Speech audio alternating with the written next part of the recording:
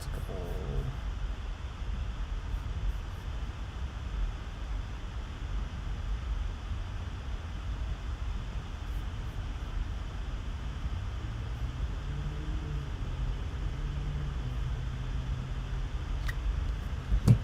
Inject.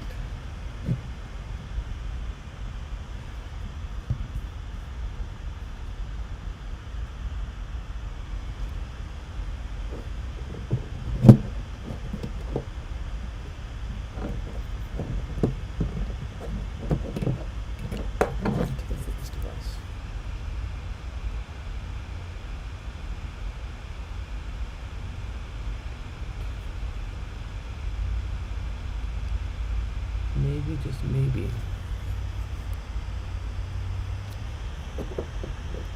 Need to rearrange these parts.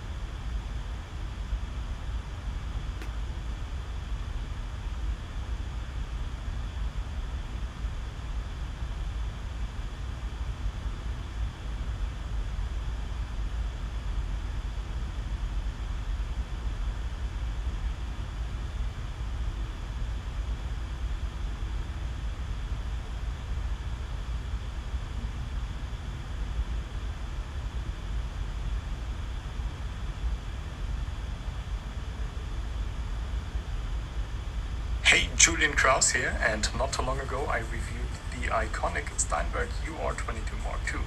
The UR22C is the direct successor, so let's have a look at how this new interface performs and see if Steinberg has improved it. First, let's check out the build quality.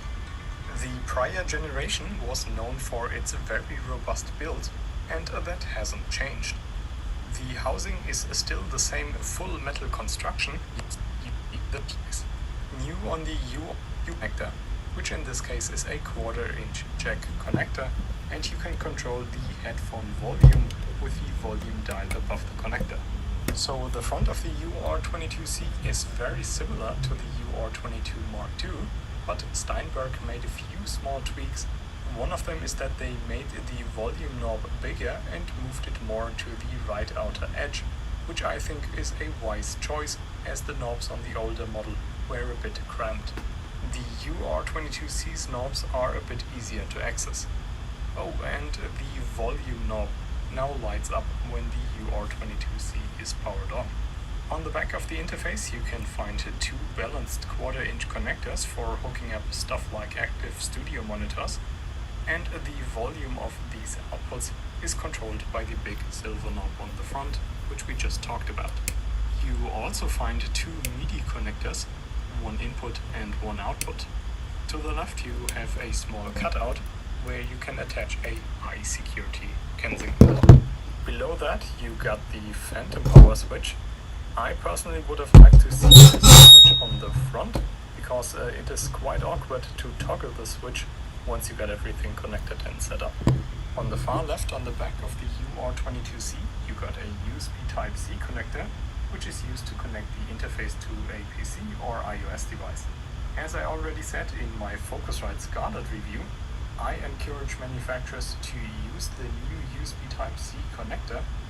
This video was supposed to be part 1 of a series I wanted to do on a complete guide to getting good audio for YouTube videos and streams and other sort of light video production work. But believe it or not, today, the day that I was gearing up to start that series, my audio interface, my faithful old audio interface, decided to stop working for me. Is pretty low, so I'm going to go ahead and turn that up a little bit more. So now you should be able to see, hopefully if it's on screen, that Yep, that you can see that the actual level right now is looking pretty good. Alright, this video wouldn't be complete without an audio sample of how this thing actually sounds. So this particular part of this audio test, I've then synced the video with my audio that I'm recording straight into Final Cut right now in post, so you can get a sense of how it sounds. This is a Rode NT1 microphone, one of my favorite microphones for doing anything like this with vocals, recording bands, all that kind of stuff when they're singing. I think it's a great sounding mic. From this part of the audio test forward, I've added a little bit of a voice enhancer as well as maybe a little bit of EQ, just to show you what it's capable of, with a little bit of an effect on the voice as well. I did test this before shooting this bit right now, and I think it sounds pretty clean and tidy. Let me know your thoughts of this in the comments. Overall, this would be great if you follow my channel. I do a series called Guitar. Okay, so the next part that I'm going to talk to you about is the UR22 actually set up. So essentially what I've done here, sitting at about 2/3, so halfway would be, that's halfway obviously on the gain for the first input. And I've got just a couple of points forward in front of that. And that seems to be giving me a pretty good level.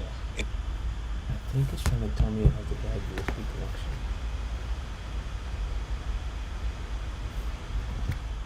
But I'm much more worried about.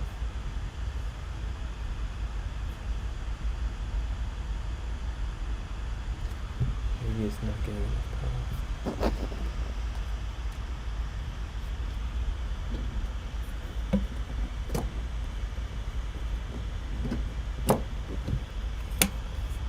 Could that be the case?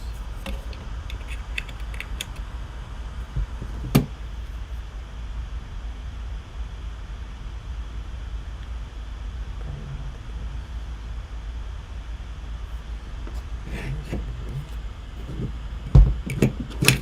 It looks working. Let's try some for a while.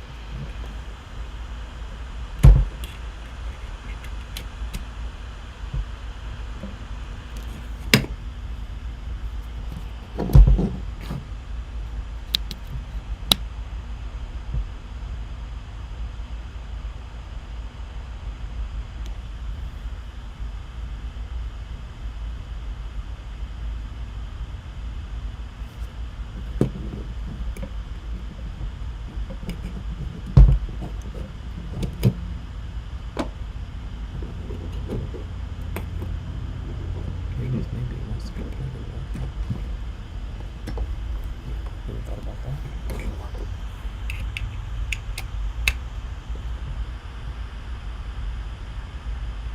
So good.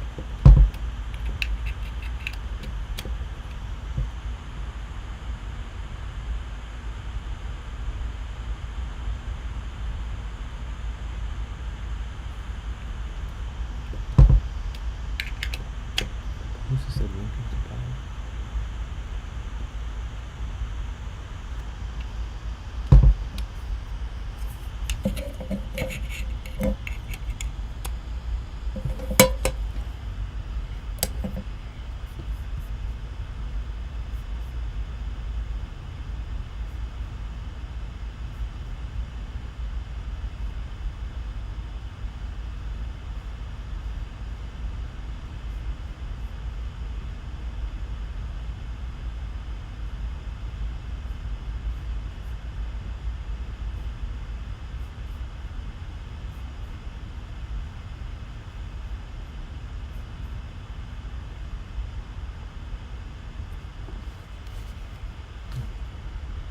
It's basically, and I'll show you that later on, but stereo or anything like that, because later on in the software, whether I'm using Soundbooth, Cubase, whatever, you do one process which is called normalize. That's it it. actually increases the levels across the entire track. Use too much gain, just live, at listening, speaking, and then concern it's an excellent the Cubase software just yet. So to clear things, just little effects just to do before you do anything. And the CD, so I've inserted the CD and we'll go straight to the documentation. and we'll have a look at device for people as well.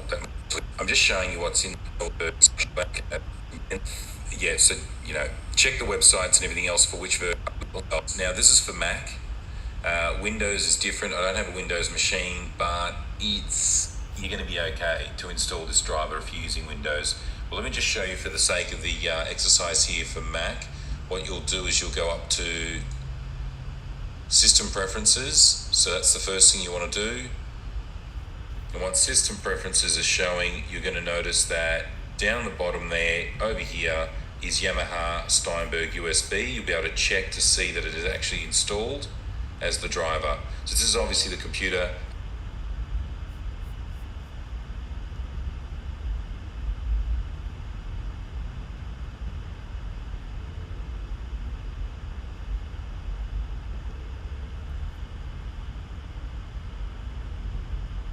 Has been restarted. Yamaha Steinberg USB. You'll be able to check to see that it is actually installed.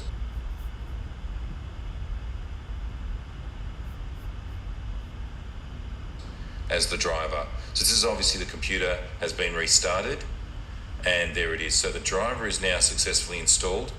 That's why I was able to now plug in the UR22 device, and it didn't seem too difficult to put in an XLR. I'm using once again the NT1A condenser mic.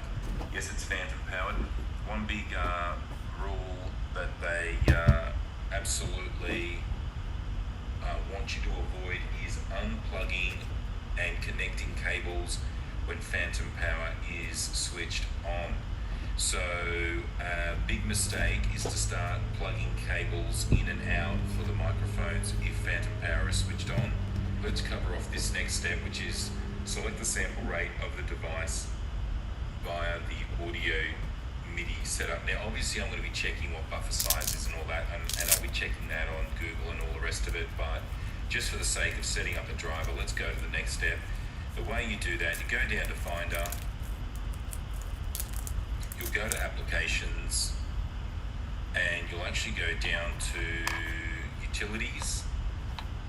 And as I said, this is for Mac obviously, and there is Audio MIDI Setup. I'm just going to do Command O to open it. You can just double click it with the mouse, and I've already gone in here and selected 48 kilohertz, but once again you can see the 192 kilohertz option. So okay, so this is me now recording obviously with the UR22, and now we're showing you the Dolby Sound booth. So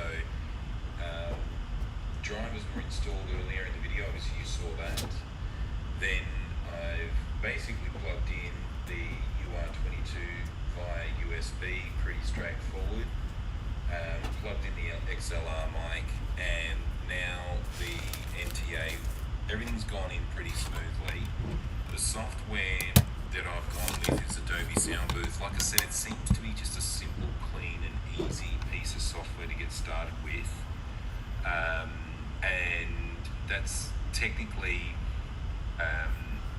and a good sign that the UR22 definitely works with other software. So, and like I said, I mean, if you're using something else, I'm assuming like if you're using Logic Pro or Adobe Pro Tools, or even for output,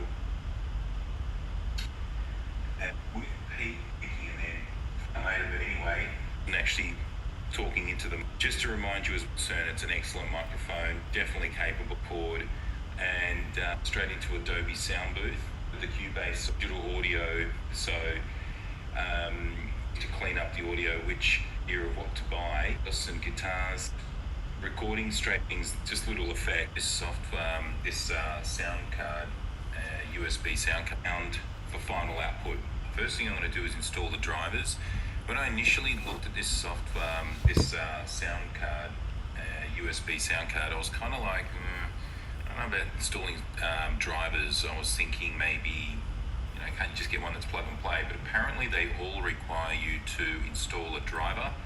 So the UR22 comes with a CD, and apparently it's the very first thing you need to do before you do anything else, including plugging it into your computer. So I'll just put that CD in now, and hopefully that's going to boot up for us and do something. And so essentially the very first thing you've got to do is the driver and get that working. So let's just double check what's going on. Okay, so here it is. This is the CD that comes with the in the box for the UR22. So we've got the uninstall, the documentation. I might as well just have a quick look at it, and we've got quite a bit here, and there's obviously different instructions. Let's just quickly open that up and have a squeeze. Okay, so I've just opened up the CD, so I've inserted the CD, and we'll go straight to the documentation. And we'll have a look what it's saying to us. So that's it there, the UR22, and this is the very first thing you've got to do, I'm assuming, before anything else. Let's have a look here. So it's got the operation manual, fair enough, but it's got the drivers, which is the most important thing that you do. Yamaha Steinberg USB driver, software program required when connecting to a computer. Make sure to install it before initially using the device. So you put a little sticker on that device for people to understand that, because quite frankly, I would assume also, just as a feedback to the companies, if, for example, the CD is missing, you know how people hand these things to each other and sell them on eBay and all the rest, and if the CD is missing, I would have thought you should be able to pick up the driver off the website as well. That might be handy if you can just offer that to people. You can see here the connector types that it takes. I'm using XLR, and incidentally I'm using the NT1, the Rode NT1A condenser mic, and that's the whole reason why I bought this UR22, was to run it with a condenser mic, which is essentially a better quality mic. Now, you're not hearing me record through the device just yet, because I've obviously just got to the stage of installing the driver, but I'm just showing you what's in the instructions as well. But pure and simply, you've got 48 volt phantom power, which I needed for the condenser mic, and it's going to be plugged in with an XLR from the mic through to the first input on the UR22. Predominantly going to use this for podcasting, so we'll see how that goes. Screencasting, podcasting. Let me just have a look here. The Yamaha Steinberg driver, let's just quickly go through this. The Yamaha Steinberg USB driver is a software program which allows communication between the UR22 and a computer. Yamaha Steinberg USB driver has a control panel from which you can select the general settings of the audio driver for Windows and view the information for Mac. So let's just go through this. That was the instruction manual. We're going to go back to the Finder. As to uninstall it, this is to install it, so I'm just going to double click that. I'm assuming it's going to open up another window. That just allows us to drag it straight into the, so I'm just going to double click that. I'm assuming it's going to open up another window. That just allows us to drag it straight into the, what's it called?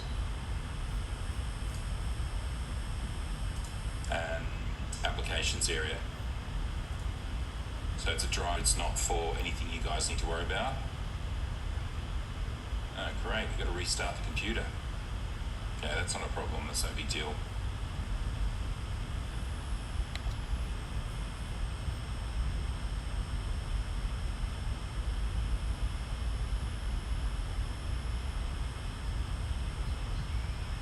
And simply, I'm assuming once the drivers are installed, restart your computer, and then the next step would be to just double check the drivers are running properly, and we'll check the manual again as well. And like I said, look, if nothing else, this is running on a Mac, it's 10.7, I think it is, the version of the operating system. Yeah, so, you know, check the websites and everything else for which version you've got, but look, to be honest with you, upgrading to 10.7 isn't very hard. I think I paid $20 to upgrade to 10.7 operating system from 10.6.8. I don't really care about getting the latest version of, you know, the Mac operating system, but, you know, some of you might be further ahead, so don't worry about it. But those of you a little bit concerned that you might be on 10.5 or 10.6, it's not too hard to upgrade to 10.7. Generally finding Like this Mac, I think it's a 2009 Mac as well. So I'm not, you know, Macs are pretty good generally when you're using a Mac. It's, you know, mine's literally 3-4 years old, so it's working fine. Okay, so the next thing I'm going to show you is that the driver is successfully installed. So that is, now this is for Mac. Windows is different. I don't have a Windows machine, but you're going to be okay.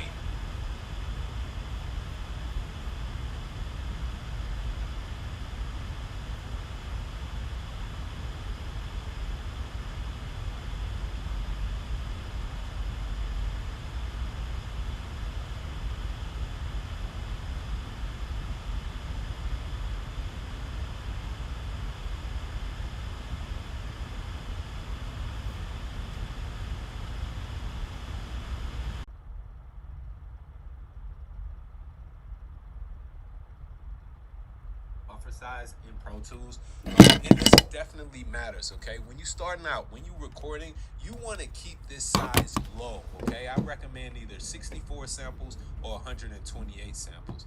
Now, basically, what this does is determine how much information your computer is going to process at one time. If you have this block size set very high while you're recording, then you will experience latency. Okay, and then we can even calculate how much latency there's going to be based on what we set this at. All right, so let's say if I set it at 2048 samples, you can see that my input latency is going to be 49 milliseconds and my output latency is going to be 44 milliseconds. Now, that's a lot of time, and it's going to be very noticeable for anyone who's speaking into a microphone and they have headphones on trying to hear themselves back. So while you are recording, here's the rule of thumb.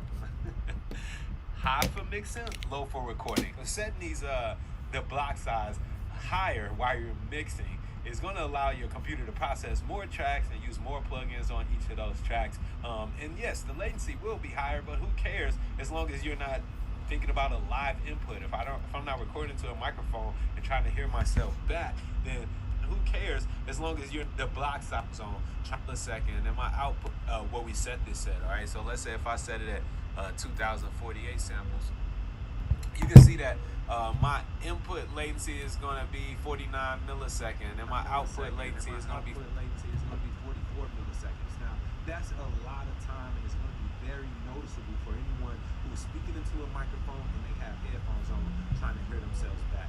So while you are recording, here's the rule of thumb. High for you can see that my input latency is going to be 49 milliseconds and my output latency is going to be 44 milliseconds. Now, that's a lot of time, and it's going to be very noticeable for anyone who's speaking into a microphone and they have milliseconds and my output latency is going to be 44 milliseconds. Now, that's a lot of time, and it's going to be very noticeable.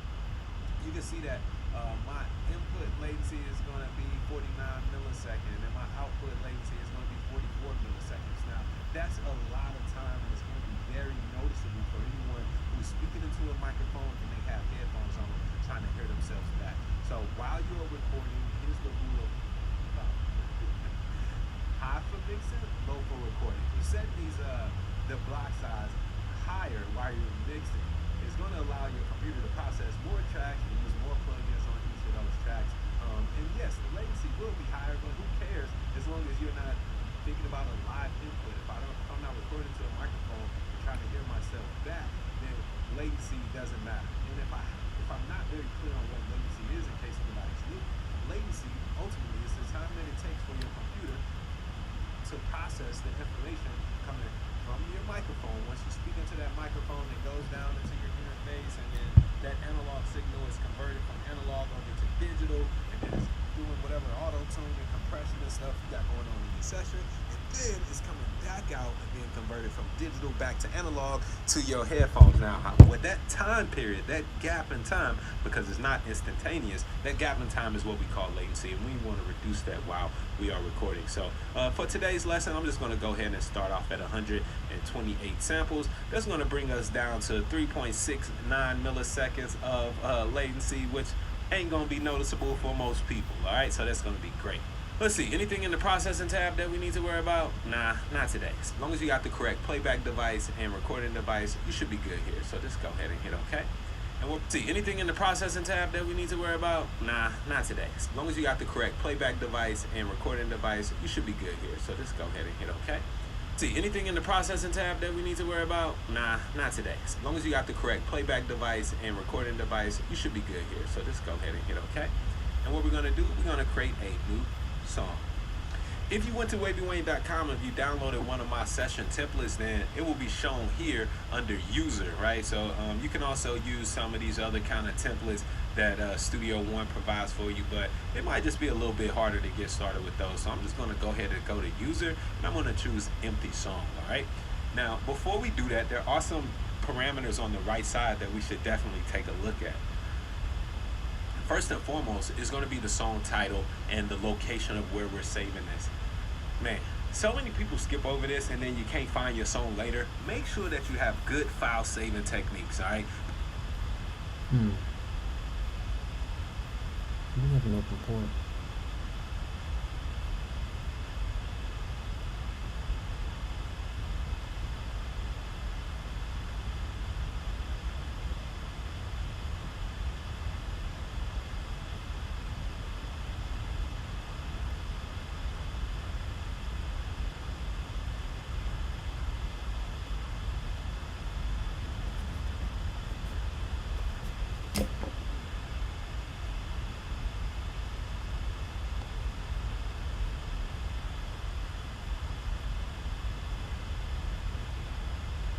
Make sure you name that song appropriately, and then wherever you save your sessions at, wherever you save your files, choose a folder. So in this case, I'm going to call this YouTube YT Wavy, all right?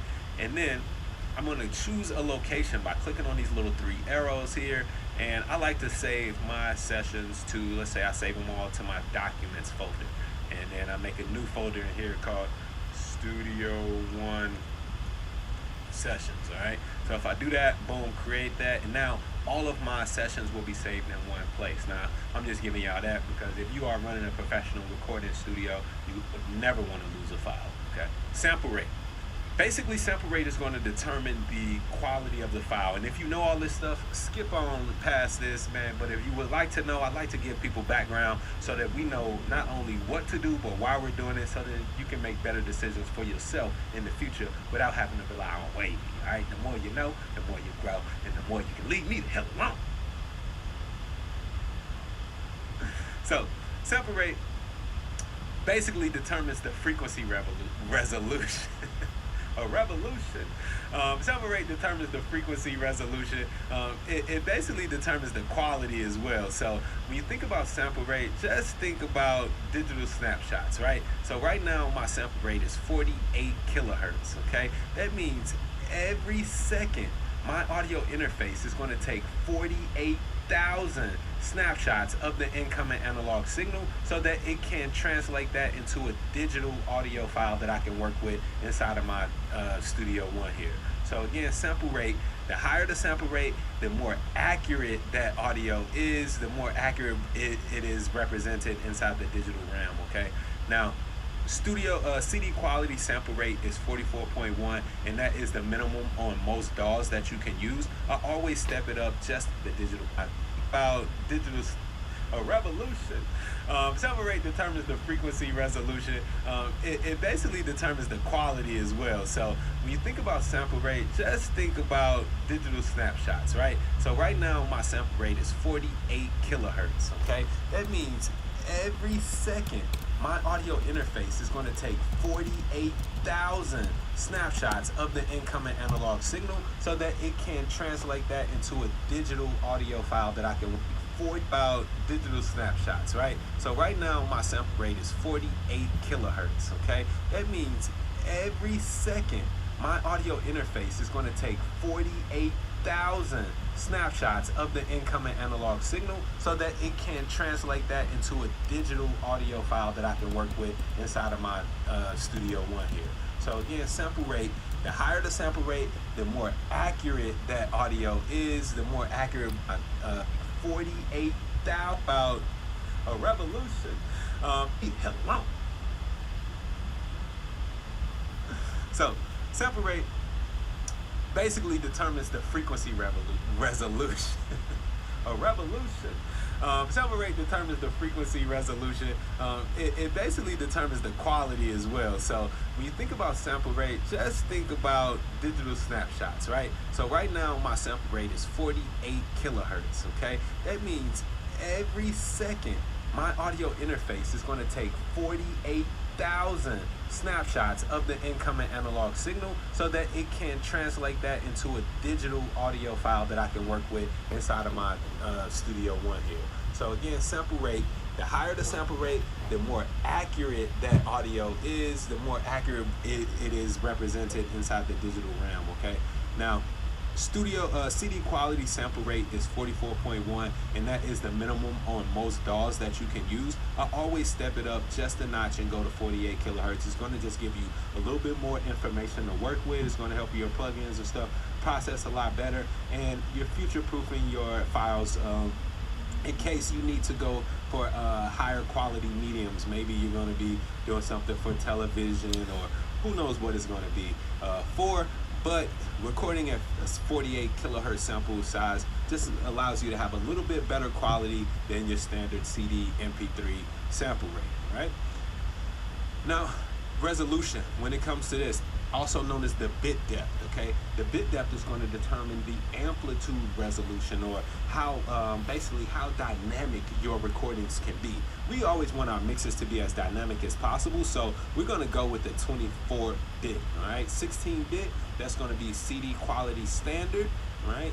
Again, so we're just going to up that just a little bit more to get a little bit more dynamic range out of our mixes, and again, it's going to make our mixes feel a whole lot bigger, a whole lot wider by amping that resolution up to 24-bit.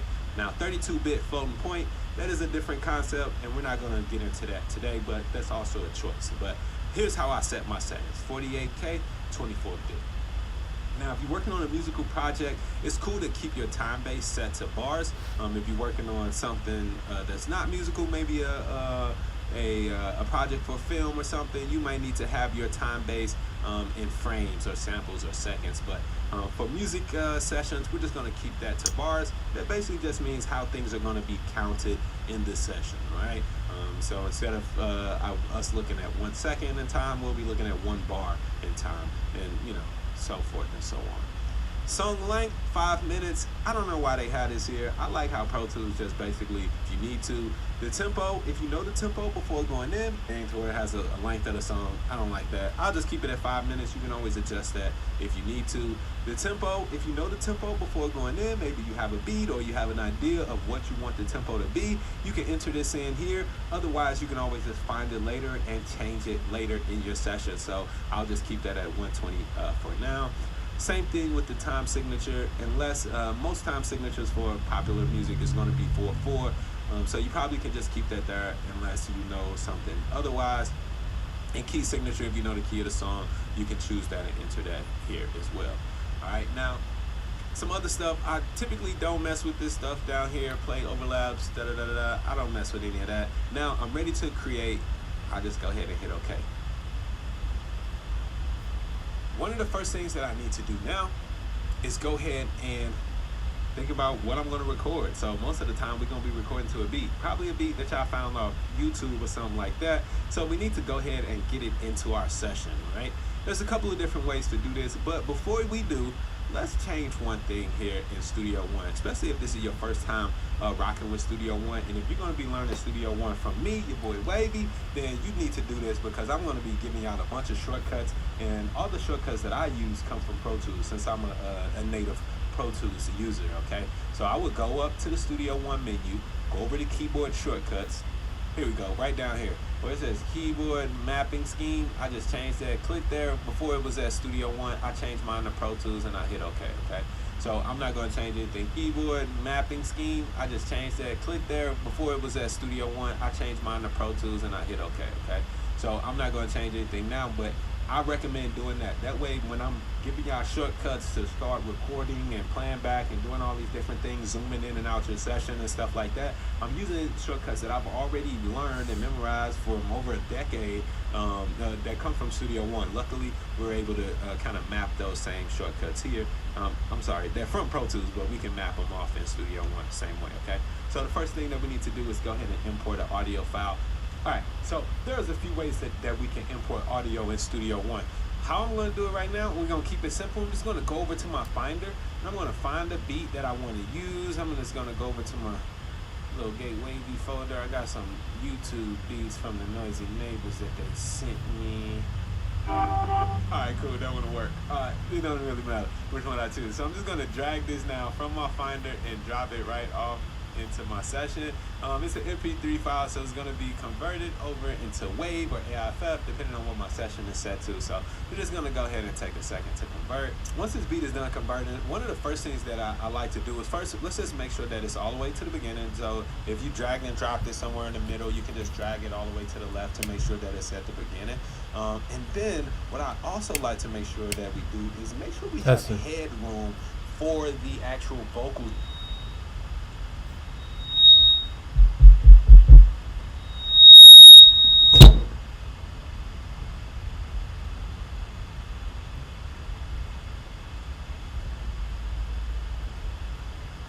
That we're going to start to record on top of this beat.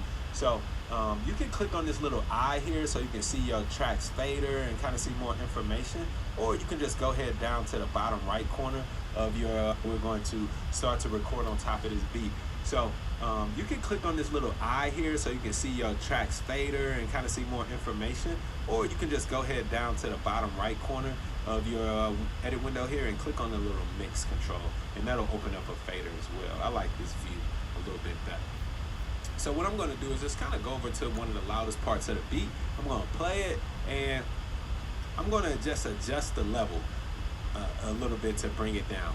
Now, I do have other videos where I'm talking about my main input level and how we should record, but ultimately when I'm recording, I'm looking for my input level to be somewhere around -6 dB, okay?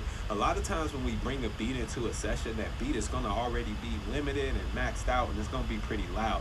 So what I do to make sure that my vocals don't end up clipping to overcompensate for such a loud beat is such a small thing, but a lot of people miss this, and that is simply turn the beat down. Gain staging is very important. Let's turn that beat down so it's not so loud to where we already distorting and clipping before we get started. Can you turn that down, please? We turn the beat down. Gain staging is very important. Let's turn that beat down so it's not so loud to where we already distorting and clipping before we get started. Can you turn that? We turn the YouTube down -6 dB, okay? A lot of times when I'm recording, I'm going to just adjust the level a little bit to bring it down.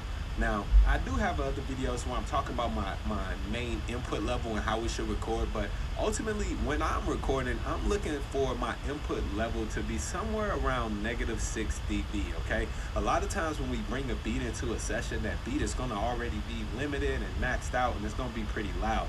So what I do to make sure that my vocals don't end up clipping to overcompensate for such a loud beat is such a small thing, but a lot of people miss this, and that is simply turn the beat down. Gain staging is very important. Let's turn that beat down so it's not so loud to where we already distorting and clipping before we get started. Can you turn that down, please?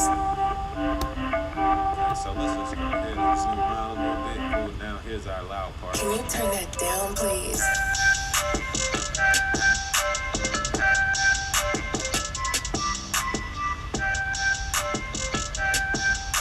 Now these meters on Studio One are pretty small, so I can hardly see what's going on. But if you see now, before I was peaking at right about, I can hardly see what's going on. Now these meters on Studio One are pretty small, so I can hardly see what's going on. But if you see now, before I was peaking at right about that 0, and now I'm peaking right about -6 here. And as I said before, that's where I want my vocals to pretty much live. So now that I got that beat right up under that -6 range, I know that if I get my vocals at a good level, once I record it in, it'll actually be, loud enough so that my client can hear themselves over the beat, or I can hear myself, or whatever. Okay. So that's the very first thing. Turn that beat down, baby. If you're using the Wavy Wayne template, you can just drag and drop your beat directly onto the beat track that I provide you, and it already has been attenuated. All right. Now, let's go ahead and get set up to record some vocals. To get some vocals in here, I'm just going to go up to audio. No, I ain't. I'm going to go up to the track menu and hit add tracks, or we're going to use the shortcut if you're an editing ninja. All my editing ninjas, make sure y'all check in, leave a comment, say editing ninja in the comment if you use shortcuts. All right. So the shortcut to create a new audio track is going to be Shift Command N. If you're on a PC, it's going to be Shift Control N. All right. And we can name this track Lead Vox LDVOX. Cool. It's going to be an audio track. I like this because when I create a new track, I can actually assign presets to it. So I'll have some presets coming up very soon for different tracks, so that when you are just making a track, y'all can just add that preset right in there. But that's going to be very easy. But also, I like that I can change the input here. So since my microphone is plugged into input 2 on my audio interface, I need to make sure that my input is set to input 2. Yours is probably set to input 1 or whatever, maybe 3 or 4, but whatever it is, just make sure that you set it correctly, and the output can be set to main. All right, and we just create that one. Put 1 output here. So since my microphone is plugged into input 2 on my audio interface, I need to make sure that my input is set to input 2. Yours is probably set to input 1 here. So for different tracks, so that when you are just making a track, y'all can just add that preset right in there. But that's going to be very easy. But also, I like that I can change the input here for a different track. I like this because when I create a new track, I can actually assign presets to it. So I'll have some presets coming up very soon for different tracks, so that when you are just making a track, y'all can just add that preset right in there. But that's going to be very easy. But also, I like that I can change the input here. So since my microphone is plugged into input 2 on my audio interface, I need to make sure that my input is set to input 2. Yours is probably set to input 1 or whatever, maybe 3 or 4, but whatever it is, just make sure that you set it correctly, and the output can be set to main. All right, and we just create that one track for now. I'll hit OK. The next thing that we need to do is go ahead and arm this track for recording. So if we take a look at some of the controls on the track, we have mute, we have solo. Mute will basically mute anything that's on this track so that you can't hear it. You can hear all the other tracks. Solo will mute all the other tracks and only allow you to hear the track that's solo. The record and enable button is the magic here. This is where if any tracks that you want to record to, you click that button and it enables that track or arms that track to be ready to record. We also have this little monitor button here. So if I just wanted to listen to what was happening on the input, I can monitor it there, okay? Cool. So what we're going to do for this track is just go ahead and hit the record enable button, and we can see that I'm getting level. If you're talking to your microphone after you hit the record enable button, it ain't on, right?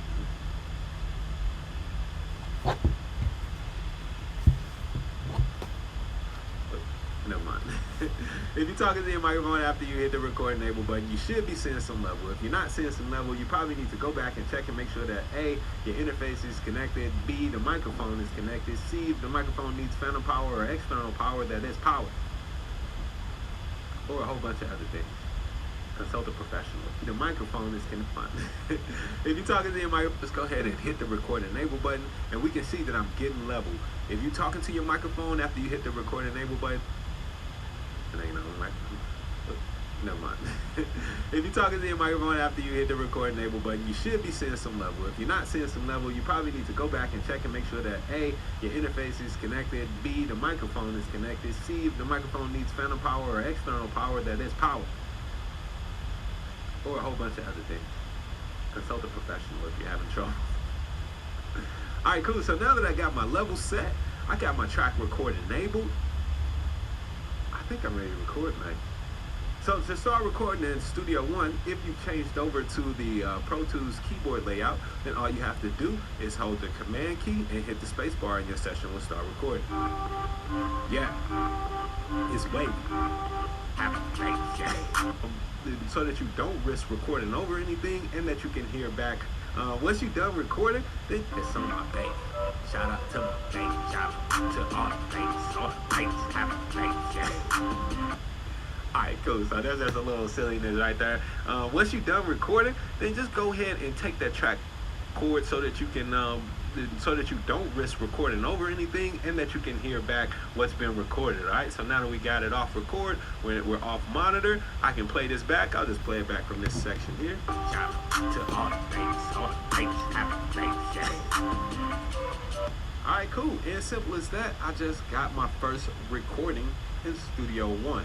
Now, you can repeat this process as much as necessary by adding more tracks. Just hit the Shift Command in, add more tracks, and keep building onto your song.